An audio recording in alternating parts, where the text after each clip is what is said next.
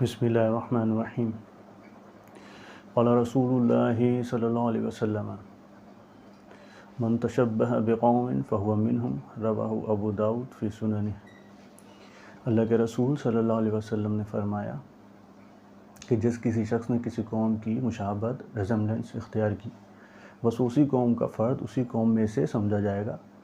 اس کا تعلق وہ مسلمانوں کے ساتھ نہیں ہے، کیونکہ مراد اللہ کے رسول صلی اللہ علیہ وسلم کی مسلمان ہے کہ مسلمان کسی اور قوم کے ساتھ، غیر قوم کے ساتھ، یعنی غیر مسلم قوم کے ساتھ مشابہت اختیار نہیں کر سکتے. لیکن یہ جو مشابہت اختیار نہیں کر سکتے، اس کا معنی کیا ہے؟ اللہ کے رسول صلی اللہ علیہ وسلم نے جو یہ حدیث بیان فرمائی، یہ حقیقت میں اللہ کے رسول صلی اللہ علیہ وسلم نے ایک تھیوری دی، ایک نظریہ دیا کہ مسلمان ایک قوم ہے اور مسلمان کے علاوہ جتنی اقوام ہیں جو غیر مسلم ہیں وہ نان مسلمز ایک قوم ہے. یہ سب ایک ہیں. ایک یا تو کوئی شخص مسلمان ہو سکتا ہے یا غیر مسلم ہو سکتا ہے. اس کو اصطلاح میں کافر کہتے ہیں. چاہے وہ یہود ہو، چاہے وہ نصارہ ہو، چاہے وہ ہندو ہو یا اور کوئی مجوس ہو، اور کوئی قوم ہو، وہ مسلمان نہیں ہے تو وہ کافر ہے. یہ ایک تھیوری ہے. اسی تھیوری کو پروموٹ کیا قائد اعظم محمد علی جناح صاحب نے، اور اسی کی بیسس بنیاد پہ پاکستان وجود میں آیا. اب یہاں پر اللہ کے رسول صلی اللہ علیہ وسلم یہ جو حدیث بیان کرتے ہیں، یہ جو حدیث ہے، اس کا معنی کیا ہے؟ ایک دم ذہن کے اندر یہ معنی آتا ہے، پہلی صورت یہی آتی ہے کہ ریلیجیس ایکٹیویٹیز ہیں یا ریلیجیس فیسٹیولز ہیں، تہوار ہیں، مذہبی رسومات، ریچولز ہیں، تو ان کے اندر مشابہت نہیں ہو سکتی. ریزمبلنس کوئی مسلمان اختیار کرے گا کسی غیر قوم کی تو وہ اس کا اعتبار ہوگا اور وہ غیر مسلموں میں شمار ہوگا اور یہ کام حرام ہوگا اس کا. یہ ذہن کے اندر یہ معنی آتا ہے. لیکن چاہے ایکٹیویٹی ریلیجیس ہو یا نان ریلیجیس، دونوں کے اندر مشابہت کا اعتبار کیا جاتا ہے اور دونوں کے اندر مشابہت کا اعتبار ہوگا. ریلیجیس ایکٹیویٹیز یا ریلیجیس فیسٹیولز کی مثال جیسے کہ عیسائیوں میں تہوار ہوتا ہے، ایسٹر کا ہوتا ہے، کرسمس ہوتا ہے. ہندوؤں کے اندر دیوالی ہوتی ہے، اور دیگر مذاہب کے اندر ان کے اپنے اپنے تہوار ہوتے ہیں. یہ مسلمان یہ کوئی تہوار میں خوشی نہیں منا سکتا، ہدیات نہیں دے سکتا، کسی قسم کی کوئی محبت کا اظہار خاص اس دن میں نہیں کر سکتا. یہ حرام ہوگا اس کے لیے، کیونکہ اس سے مشابہت کا اندیشہ ہوتا ہے. یہ تو ہو گئی مثال ریلیجیس کی. نان ریلیجیس جیسے کہ آج کے دور کے اندر پاکستان کے اندر کچھ سالوں سے یہ دیکھا گیا ہے کہ ہیلووین پارٹی منائی جا رہی ہے. ہیلووین پارٹی کا ریلیجیس کوئی یہ تہوار نہیں ہے، اور امریکہ وغیرہ میں عمومی طور پہ منائی جاتی ہے، اور یہ ایک فن ہے، تفریح ہے. مسلمان یہ اختیار نہیں کر سکتے کیونکہ مسلمانوں کا اس سے کوئی تعلق نہیں. پہلا اصول وہ یہ ہے کہ اگر یہ دو اصول آپ کو سمجھ میں آئیں، دو اصول، تو ہر ایک مسئلہ سمجھ میں آ سکتا ہے. پہلا اصول یہ ہے کہ ہم یہ دیکھیں گے کیا یہ جو عمل ہے یہ کسی قوم کے ساتھ اس کی علامت یا شعار بنا ہوا ہے کہ اس کے علاوہ اور کسی قوم میں پایا ہی نہیں جاتا ہو. دوسری چیز ہم یہ دیکھیں گے کہ ہماری شریعت اس بارے میں کیا کہتی ہے، کہ وہ سکوت ہے، خاموش ہے، یا اس کا کیا حکم ہے. مثال کے طور پہ مہندی کی رسم ہے، یہ کوئی مذہبی تہوار نہیں ہے. شادی ہر مذہب کے اندر ہوتی ہے، اور آج کے دور کے اندر خاص کر چونکہ ہندوستان میں مسلمان رہے اور پھر پاکستان بنا، پھر وہاں سے مائیگریٹ کر کے جو آئے یہاں پر ہجرت کر کے، تو ان کے اندر ہندوؤں کے ساتھ رہ کے کچھ رسومات پائی گئی. وہ رسومات میں سے ایک مہندی کی رسم ہے جو شادی میں عمومی طور پہ لوگ کرتے ہیں. اور آج کے دور کے اندر کراچی کے اندر جو عیسائی رہ رہے ہیں وہ بھی متاثر ہو کے مہندی منا رہے ہیں. یعنی یہ تہوار ایک ایسا ہو گیا جو مسلمانوں میں رائج ہو چکا ہے اس وقت. تو کیا اس کے اندر مشابہت کا اعتبار ہوگا کہ نہیں ہوگا؟ کیونکہ وہ تو اب ہندوؤں کا رہا نہیں، ہندوؤں کا بھی ہے، مسلمانوں کا بھی. جس طرح ہندوؤں کا اسی طرح مسلمانوں بھی منا رہے ہیں. تو پہلا اصول. دوسرا اصول ہم دیکھیں گے، دوسرا اصول لگا کے دیکھیں گے شریعت اسلام اس بارے میں کیا کہتا ہے. تو اسلام کے اندر نکاح ڈیفائنڈ ہے. نکاح ہوگا، ایجاب قبول ہوگا جس طرح ہوتا ہے، اور اس کے بعد ایک دعوت ہوگی جس کا نام ولیمہ ہوتا ہے. یہ اسلامی شادی ہے. اس کے علاوہ جو بھی رسومات ہوں گے، ریچولز ہوں گے، وہ غیر مذہبی ہیں، اس کا اسلام سے کوئی تعلق نہیں ہے۔ تو مہندی کے اندر مشابہت کا اعتبار ہوگا، یعنی یہ کسی مسلمان نے اگر کی تو یہ ناجائز ہوگی۔ اور اس کے اندر اور دیگر خرافات ہوتی ہیں جس کے اندر شریعت جن چیزوں کو، وہ کسی سے ڈھکی چھپی نہیں ہے، جس طرح کے موسیقی اور دیگر کام اس کے اندر اس فنکشن میں، پروگرام میں ہوتے ہیں عمومی طور پہ۔ تو یہ مسئلے سمجھ لینے کے بعد مثال لے لیں اس کی، اور بہت ساری اس کی مثالیں بن سکتی ہیں، جیسے شریعت ہم نے فروٹس حلال کی، ویجیٹیبلز حلال کی اور دیگر چیزیں حلال کی۔ اب ہمیں شریعت نے یہ نہیں کہا کہ آپ نے فروٹس رو کھانا ہے، یا آپ نے اس کا جوس بنا کے یا شیک بنا کے آپ نے نہیں کھانا پینا ہے اور آپ نے رو کھانا ہے۔ نہیں، فروٹس حلال ہیں، آپ رو کھائیں یا آپ اس کا جوس بنائیں یا اس کا آپ شیک بنائیں اور آپ استعمال کر سکتے ہیں۔ شریعت نے آپ کو حلال کہہ دیا، مزید ڈیفائن نہیں ہے، تو وہ ہماری مرضی ہے۔ تو اسی طرح ان دو اصولوں کو لے کے چلیں گے، کیا وہ چیز، وہ عمل کسی غیر قوم کے ساتھ خاص تو نہیں، اس کا شعار علامت تو نہیں، اور دوسرا کہ ہماری شریعت کیا کہتی ہے۔ اب جو بتانے کا موضوع ہے وہ اس پر آ جاتے ہیں، وہ ہے مسئلہ لباس کا۔ اس کے اندر بہت آراء مختلف رہی ہیں اور مسئلہ سمجھنے میں لوگوں کو دشواری رہی ہے۔ لباس کا اعتبار ہوگا یا نہیں، مقصد یہ کہ کیا کوئی مسلمان اگر کوئی ایسا لباس اختیار کرتا ہے جو صرف کافروں کے ساتھ خاص ہے اور ان کے علاوہ ان کی علامت اور نشانی بنا ہوا ہے، مثال کے طور پہ عیسائی پادری جو ہوتا ہے وہ سفید گون پہنتا ہے، کراس کا نشان اس کے گلے میں ہوتا ہے، تو وہ اگر کوئی مسلمان اختیار کرتا ہے تو حرام ناجائز ہوگا، اس میں کوئی دوسری رائے نہیں ہے۔ اور اگر اسی طرح اگر ہندو ہیں، وہ ان کا پادری ہے، وہ ماتھے پہ نشان لگاتا ہے اور مارک لگاتے ہیں اور ان کا ایک پرسن جسم ننگا ہوتا ہے اور ایک سرخ رنگ کا لباس ہوتا ہے، اس طرح ان کا ایک خاصہ ہے۔ اسی طرح سکھ ہیں، وہ اپنے ساتھ کڑا رکھتے ہیں، ایک ان کا مذہب ہے، شعار ہے، وہ اپنے جسم کے بال نہیں کاٹتے اور دیگر چیزیں ان کے اندر۔ تو یہ ان قوموں کے ساتھ خاص ہے۔ اگر کوئی مسلمان یہ اختیار کرتا ہے تو یہ اس میں مشابہت کا اعتبار یقیناً ہوگا۔ اس کے علاوہ اب ہم دیکھتے ہیں کہ کیا عام طور پر مسلمانوں کے ساتھ لباس کوئی خاص ہے یا نہیں، یا مسلمان اسلام کے اندر اسلامک ٹیچنگز وہ کیا کہتی ہیں لباس کے بارے میں۔ ہم نے دیکھا کہ اللہ کے رسول صلی اللہ علیہ وسلم نے ریشم پہننے سے منع فرمایا اور ریشم کو حرام قرار دیا، اور بخاری شریف کی حدیث ہے، اللہ کے رسول صلی اللہ علیہ وسلم نے فرمایا جو دنیا میں ریشم پہنے گا قیامت کے روز اس کو ریشم لباس اس کو جنت میں نہیں ملے گا۔ یعنی ریشم وہ جنت کا لباس ہے، اور اس کو آخرت میں لباس نہیں ملے گا، اس سے مراد کہ آخرت میں اس کو ریشم نہیں پہنایا جائے گا، یعنی اس کو جنت نصیب نہیں ہوگی۔ تو ریشم حرام قرار دیا گیا۔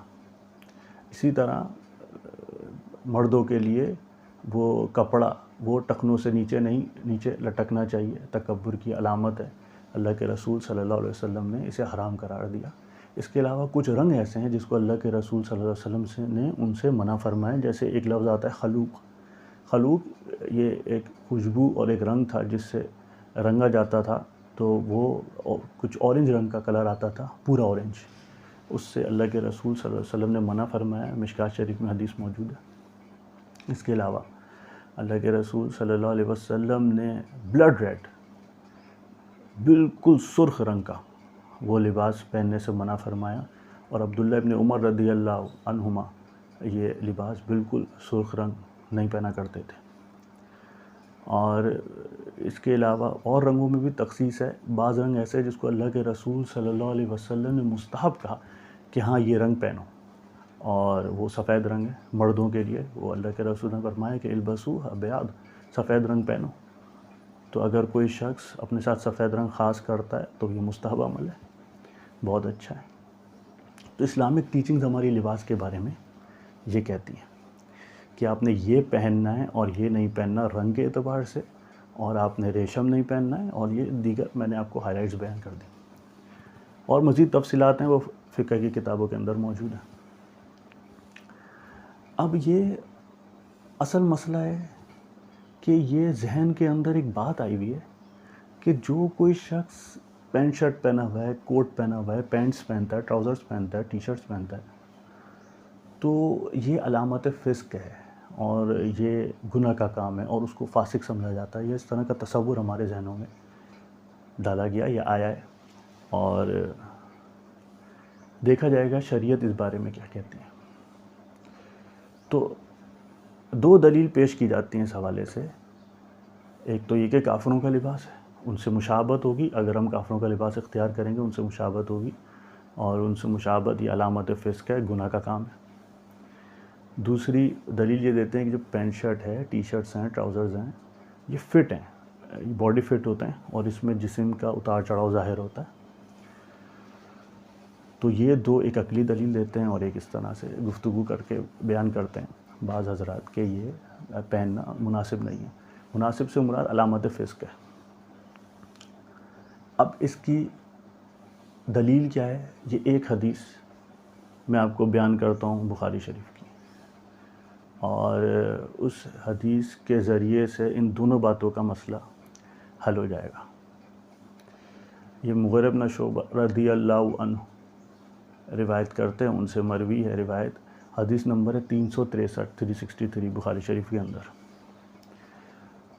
اللہ کے رسول صلی اللہ علیہ وسلم, وہ جو صحابی ہیں, وہ ان کے ہاتھ میں پانی کا چھاگل ہے, اور اللہ کے رسول صلی اللہ علیہ وسلم ایک رومی جبہ پہنے, رومی جبہ,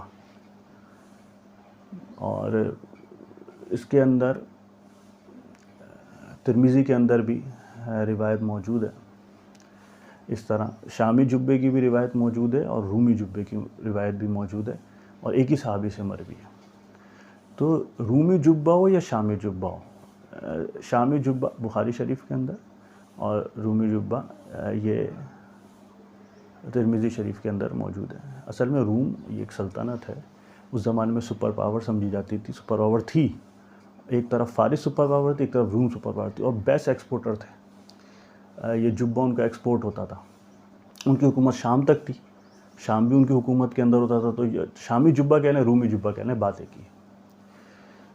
تو وہ بہت زبردست قسم کے ایکسپورٹرز تھے. جیسے آج کے دور کے اندر امریکہ ایک سپر پاور تسلیم کی جاتی ہے, اس کے ساتھ جو ابھرتی ہوئی سپر پاور بظاہر دکھ رہی ہے وہ چائنا ہے, اور چائنا اس وقت بیسٹ ایکسپورٹر ہے پوری دنیا میں. یہاں تک کہ امریکہ میں بھی آدھے سے زیادہ کمپنیز وہ چائنا سے مال لیتی ہیں, گڈز چائنا دیتا ہے ان کو. تو یہ اس طرح یہ ایک ایکسپورٹر تھے, اور ان کے جبے مشہور تھے اور لوگ پہنتے تھے. اور جو مکہ والے تھے ان کا کام تھا تجارت, وہ تجارت کرتے تھے, ٹریڈ کرتے تھے. ان کے قافلے آتے تھے دوسرے ملکوں میں اور وہ ٹریڈ کرتے تھے وہاں سے. یہ ان کا ذریعہ معاش تھا, اس طرح یہ پیسے کماتے تھے. تو یہ روم کے بادشاہ کو جب اللہ کے رسول, اس کی دلیل یہ کہ روم کے بادشاہ کو جب اللہ کے رسول صلی اللہ علیہ وسلم نے لیٹر بھیجا, خط بھیجا تبلیغ کے لیے, دعوت دی اسلام کی, تو روم کا بادشاہ جس کا نام ہرقل تھا, جس کا لقب کیسر, وہ اس وقت موجود تھا. جب اس کے سامنے لیٹر پیش کیا گیا تو اس نے بولا کہ دیکھو کہ ان کی قوم کے لوگوں میں سے کوئی یہاں موجود تو نہیں ہے, تو ان کو بلاؤ, ان سے پوچھ تاچھ کریں گے. تو دیکھا گیا تو اس وقت ابو سفیان اس وقت تک مسلمان نہیں ہوئے تھے, وہ وہاں موجود تھے. یہ بخاری شریف کی حدیث ہے. شروع میں بابو کیف کان بدء الوحی الی رسول اللہ صلی اللہ علیہ وسلم, تو وہاں پہ موجود تھے ابو سفیان اور ان کا قافلہ موجود تھا. بادشاہ نے بلایا اور ان سے دریافت کی باتیں. طویل حدیث ہے بخاری شریف میں ابتدا کے اندر ہی, اور اس کے اندر اللہ کے رسول صلی اللہ علیہ وسلم کا مکمل لیٹر موجود ہے.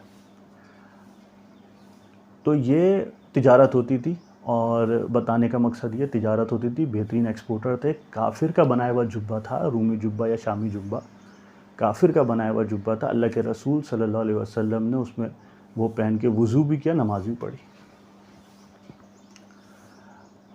بنایا ہوا بھی کافر نے تھا اور تھا بھی باہر کا. وہیں کافروں کے شام اس وقت تک تو فتح نہیں ہوا تھا.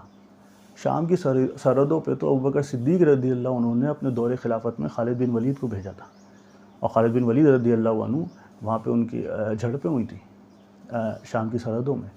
اور اس طرح خالد بن ولید رضی اللہ عنہ پہ غالب آ رہے تھے کہ خود بادشاہ پریشان ہو کے شام آ گیا تھا. بہرحال تو یہ اللہ کے رسول صلی اللہ علیہ وسلم نے جبہ پہنا ہوا.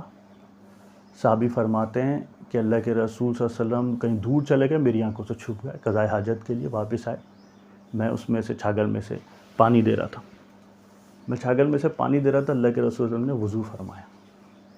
جب اللہ کے رسول وضو فرمانے لگے تو اس وقت وہ جو جبہ تھا اس کی آستینیں ایسے ٹائٹ تھیں، تو جب انہوں نے اوپر کی تو اوپر نہیں ہوئی، ایسے اوپر نہیں، تو اللہ کے رسول صلی اللہ علیہ وسلم نے وہ اپنا ہاتھ باہر نکالا اور پھر باہر نکالے اندر سے آستین میں سے ہاتھ نکال کے پھر اس کو دھویا وضو کے لیے۔ دونوں باتیں ثابت ہوئی ہیں۔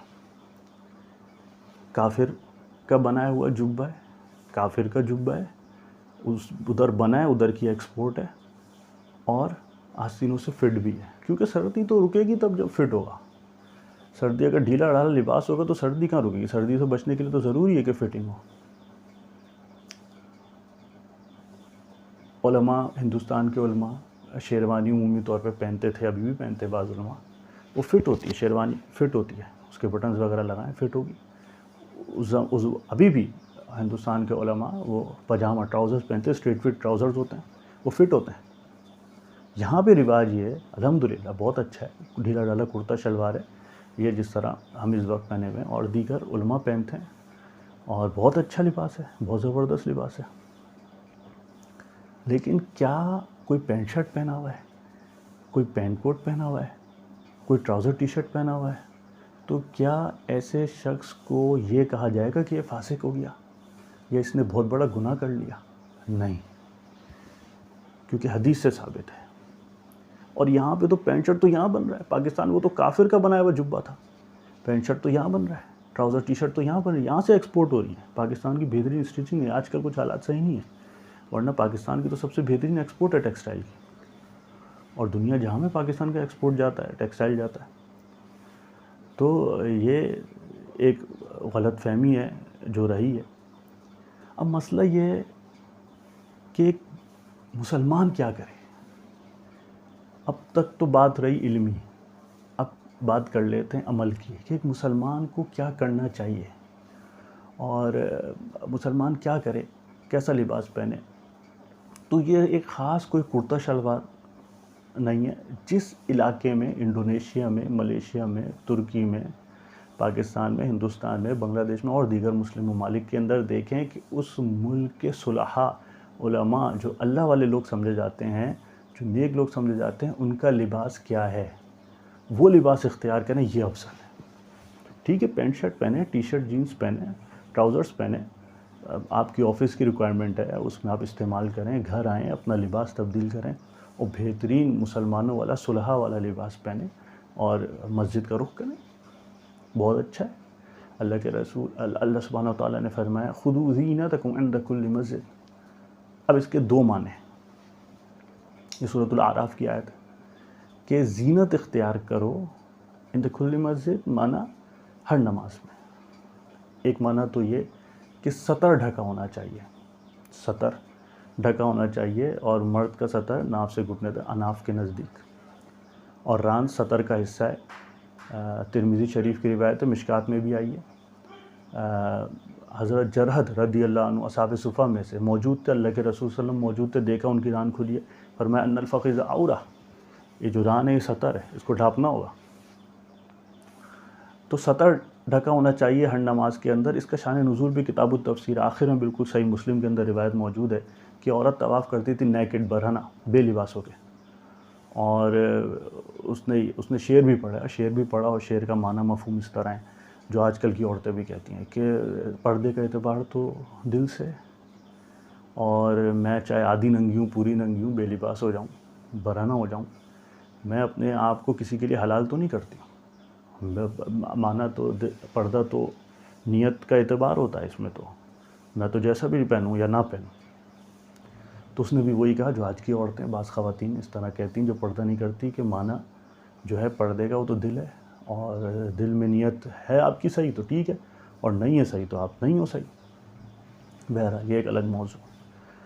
تو اسی صحیح مسلم کے اندر ہے خُذُوا زِینَتَکُمْ عِنْدَ کُلِّ مسجد، کے یہاں پہ یہ اس کا شان نزول ہے کہ اس موقع پہ آیت نازل ہوئی، اور دیگر ائمہ اس کا دوسرا معنی جو ذکر کرتے ہیں وہ یہ ہے کہ ہر نماز میں، ہر لباس میں، لباس آپ نے بہترین اچھا صاف ستھرا پہننا ہے، اور وہ لباس صلحاء کا لباس ہے، نیک لوگوں کا لباس ہے۔ تو بہتر یہ ہے، افضل کیا ہے، یہ نہیں کہ آپ کوئی اور لباس پہن رہے ہیں جس کی تفصیل میں نے آپ کو کر دی، کہ کچھ لباس تو بالکل خاص ہیں، جیسے پادری کا لباس، پنڈت کا لباس، وہ تو حرام ہوگا، اور کچھ لباس جس میں مشابہت کا اعتبار، یہ ایسا نہیں ہے، لیکن افضل لباس، بہترین لباس، جس طرح سفید رنگ بہترین ہے، اسی طرح بہترین ہے صلحاء کا لباس۔ جیسے پاکستان میں ڈھیلا ڈھالا کرتا شلوار پہنا جاتا ہے، بہت اچھا ہے، اسی طرح ہر ملک کے اندر، ہر قوم، مسلمان ملک کے اندر الگ الگ لباس صلحاء پہنتے ہیں، وہ اختیار کیا جائے۔ جس طرح عرب کے اندر توپ پہنتے، جبہ پہنتے، بہت اچھا ہے، وہ لباس اختیار کیا جائے۔ تو یہ معنی ہے۔ اب ایک بات یہ کہ یہ چیز ہمارے اندر آئی کہاں سے؟ ایک چیز رہ گئی بس، یہ چیز ہمارے اندر آئی کہاں سے کہ یہ جو لباس ہے، پینٹ شرٹ یا کوٹ پینٹ یا اور دیگر، یہ علامت فسق ہے۔ اور اس طرح اصل میں واقعہ اس طرح ہوا کہ ہندوستان کے اندر جب انگریزوں نے ایسٹ انڈیا کمپنی بن کے آئے اور وہ ساری معیشت اپنے کنٹرول میں کر لی اور مغلیہ سلطنت کو دبا دیا پوری طرح، تب کیا کریں مسلمان؟ تو علماء نے طرح طرح کی تحریکیں کی، ان کے خلاف لڑائی کی، جہاد کیا، لیکن وہ اس طرح کامیاب نہ ہو سکا۔ تو پھر ایک مہم چلائی، مہم یہ تھی کہ ان کی پروڈکٹس لینا چھوڑ دو، ختم کرو ان کو، معیشت، ان نے اپنی معیشت کے ذریعے سے ہمارے اوپر آئیں، ہمیں کنٹرول کیا، ان کی معیشت تباہ کر دو، ان کی پروڈکٹس کس سے بیچیں؟ کنزیومر تو ہم ہیں، ہم نہیں لیں گے، ختم۔ تو یہ بات طے ہو گئی، ایک مہم چل گئی، ایک پورا دور چل گیا کہ ان کی پروڈکٹس نہیں لینی ہے، اور اتنی سختی اختیار کی گئی، انتہائی سختی اختیار کی گئی۔ اس زمانے میں جو کپڑا اس وقت ہم پہنے ہوئے، یہ مشین میڈ ہے، اس زمانے میں جو مشین میڈ ہوتا تھا وہ انگریزوں کا ہوتا تھا، تو مشین میڈ کپڑے کو چھوڑ دیا۔ اس طرح ہر طرح کے کپڑے کو، لباس کو چھوڑ دیا۔ اسی طرح کالر، جیسے شیروانی کالر ہے، یہ اندر بھی شیروانی کالر ہے، یہ الاؤڈ۔ اور ڈبل کالر جو ہوتا ہے، جیسے شرٹ کالر ہوتا ہے، وہ انگریز پہنتے تھے خالی، اس کالرز کو، ان کالرز کو چھوڑا اور ان سے نفرت کی گئی۔ ظاہر اس وقت کا ایک ماحول تھا، اور نفرت کرنا اس وقت کیونکہ بالکل لازمی اور واجبی درجے میں تھا۔ تو وہ سلسلہ جو تھا نفرت کا، وہ سلسلہ چلتا رہا، ملک آزاد ہو گئے، پاکستان الگ ہو گیا، انڈیا الگ ہو گیا، اب تو خیر اور بھی الگ ہو گیا، بنگلہ دیش بھی الگ ہو گیا، پہلے ہندوستان کے اندر نیپال اور برما بھی تھا، وہ بھی الگ ہو گیا، تو اب اسٹیٹس ہو گئیں ساری، تو یہ الگ الگ ملک بن گئے۔ اب یہ الگ الگ ملک بن گئے، اور یہ اس کے آج کے دور کے اندر یہ مسئلہ سمجھنا بہت آسان ہے، کیونکہ آج کے دور کے اندر جو چل رہا ہے فلسطین کے اندر، سب کے علم میں، اور ان بیرونی پروڈکٹ سے آج کے دور میں ہمیں نفرت ہو رہی ہے، اور 100% صحیح بات ہے۔ لیکن ایسا نہیں کہ آنے والے دور کے اندر یہ نفرت جاری رہے گی، اور ہم بولیں گے اپنی اولادوں کو اور ان سے نیچے کہ بھائی یہ نہیں اپنے استعمال کرنا، یہ نہیں استعمال کرنا۔